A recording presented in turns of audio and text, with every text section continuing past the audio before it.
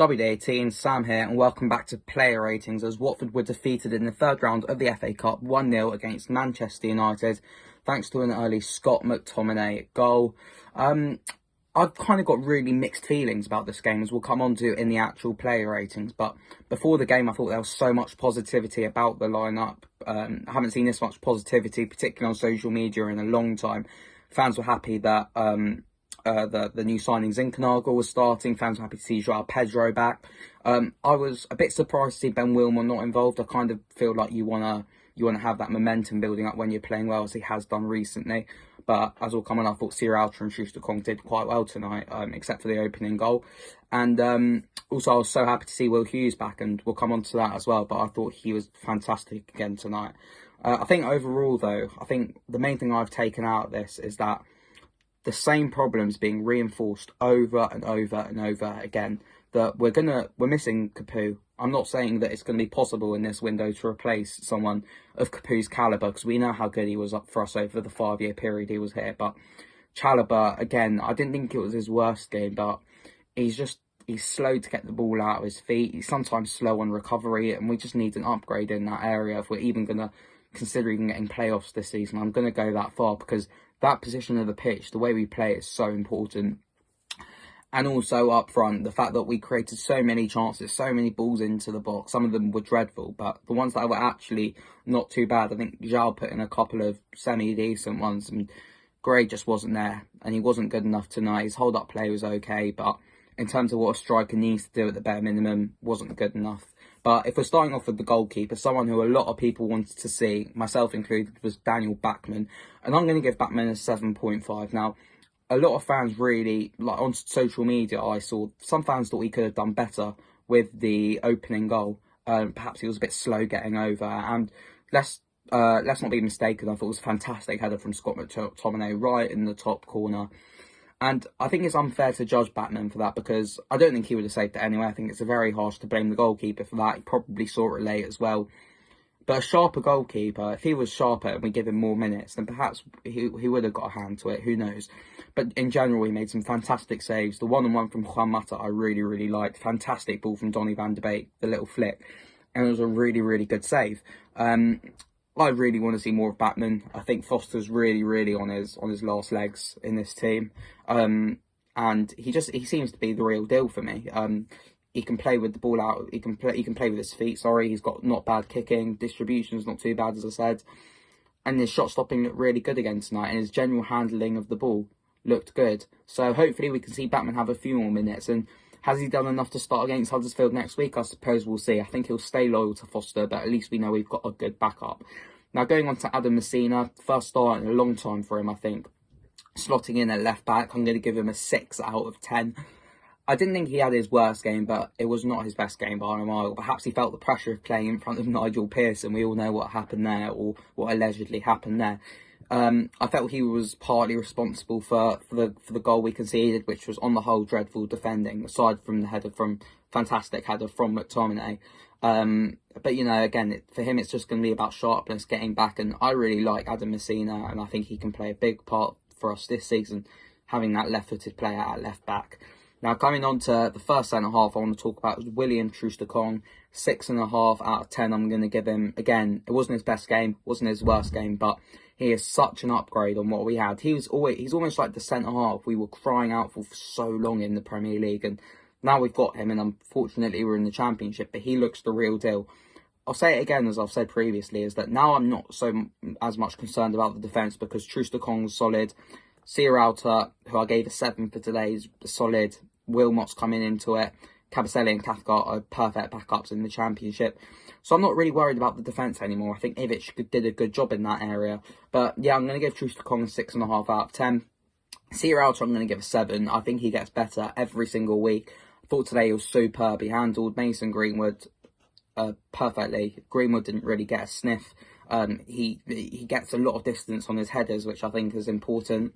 And again, he's really cementing his place in this Watford team, and I hope to see him start against Huddersfield. Unlike Mark Navarro, who I said in the preview, I thought this would be a good chance for him, because I know Ngaka and Kiko at right back, whoever's been playing there, has done really well this year. And I was thinking, you know what, we haven't really seen much of Navarro, so perhaps he can put some pressure on them. he was woeful. He was getting rinsed by Daniel James. And don't even get me started on that free kick in the last minute where he could have put the ball in the box, caused some danger, and he hits it straight into that one-man Man United wall.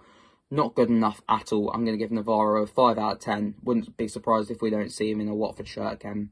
Genuinely, I'd go as far as saying that, because we're good in the right-back position. I know you need a lot of depth in the Championship, but if he wants to go and find first-team football, I'm not going to be too fast after that performance. Nathaniel Chalabar, our holding midfielder today, a 6. As I said earlier, he's just not Etienne Capoue, and perhaps that's harsh on Chalabar, because it's going to be so hard to emulate what Capoue did for this Watford side, and I kind of feel sorry for him, because I feel like what he does well. I just don't feel like he's kind of a player. He's not the player that he was, and we'll say it over and over again, but if we want to consider going up, we're going to have to replace that area. I'm going to give Chalabar a 6 out of 10 for today. Thought he was slow getting the ball out of his feet, and he got injured. Hopefully it's not too serious, as he's a good squad player to have, but it'll be a good opportunity to see other players given a go, or perhaps we'll sign someone.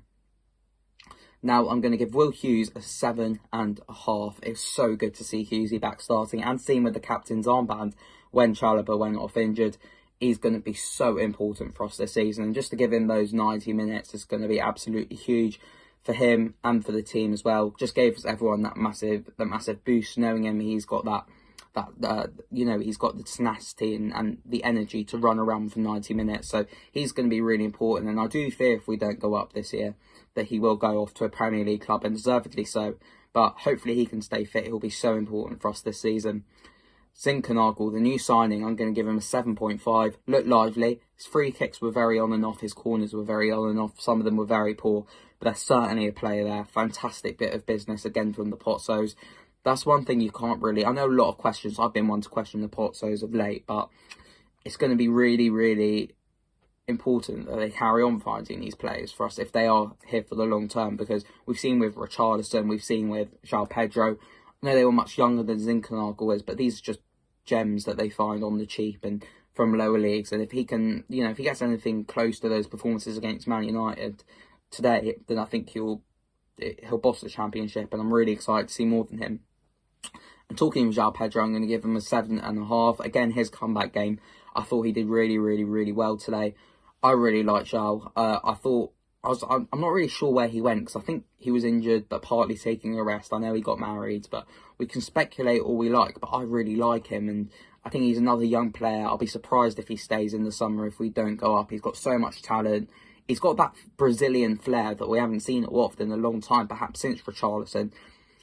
I mean, Delafeu is the one who sparks to mind. I don't think he's perhaps on the level yet that Jerry was at for us, but João, again, if we want to be in this promotion hunt, he has to stay fit. And I think that's the main thing I've taken from tonight, seeing all these players back fit and putting in performances. I think, it just shows the depth that we've got in this Watford squad after all in certain positions. And Ismaila Sarr, I'm going to give a 6.5. Now, again, I thought he was really disappointing. He was really, really quick again. Can't doubt his pace, but his final ball let him down again. Some dreadful balls into the box. I really want to give time to Ismaila, because we spent 40 million quid on him. We turned down money in the summer. He was happy to stay, it seems. There's just something wrong with him. I can't explain it. I think we can all see in his body language. He just wasn't something not right about Sarr that we saw in his energy and his smiles after we beat Liverpool last season and in the Premier League generally. And perhaps the relegation took a toll on him, or he's struggling against these opponents. But I really hope we can see the best of Ismaila Sarr now. We're playing under a more attacking coach. And I think we saw more of that attacking flair today that Xisco wants. Problem is, though, we don't have any good strikers. Andre I'm going to give a 5. As I said already, his hold-up play was all right. Can't do anything in the box. He missed a really good chance with that header. I know a lot of people say it's difficult to get your bearings. Nah, if you're a striker in the Championship playing for Watford Football Club, I expect you to be at least getting those on target. Didn't really create much for him, but, he has to also be playing his part and making those runs. And again, not good enough, and we have to get a striker this window, or we probably won't even get playoffs. In terms of the substitutes, the only one I'm going to give a rating to is Ken Sema. Give him a 7, playing on the right. Didn't really understand that from Xisco, why he was playing him on the wrong side, but did really well, took men on. Lovely skills again from him, and yeah, another really important player for us. I was really impressed by the young boy, Hungbo, though. Again, promising, coming through the academy. And that's, I think, what we've missed as Watford fans, a player to connect to. A lot of fans were really, really took to Hungbo straight away on social media, simply because he is a young player. and I really hope we can see more of him. I think Xisco would have been impressed with what he saw tonight. And hopefully we will see him in the matchday squad against Huddersfield.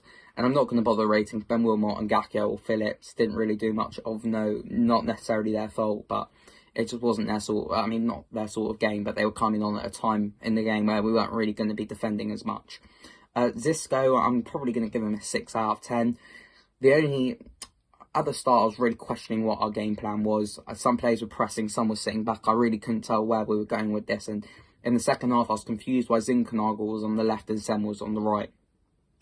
And some of his subs were questionable as well, not taking off Andre Gray. But I think today we kind of implemented more of that attacking that he wanted to see. And I really want to give Xisco time. I really, really do. I just want some stability at Watford. And, you know, it might take time for him. He's a young manager. Hopefully we can see the best of him, but there's certainly a lot of room for improvement. Anyway, we go on to Huddersfield next week in the league. We'll do a match preview on WD18. Massive week as well in the transfer window. We have to get either, with Chalabar injured now, we have to get a central midfielder in there and perhaps a striker as well, because, you know, if we see Dean and Gray up front next week, is there even a point in watching it? But make sure to subscribe, follow all our social media channels, like everything, and I'll see you all soon.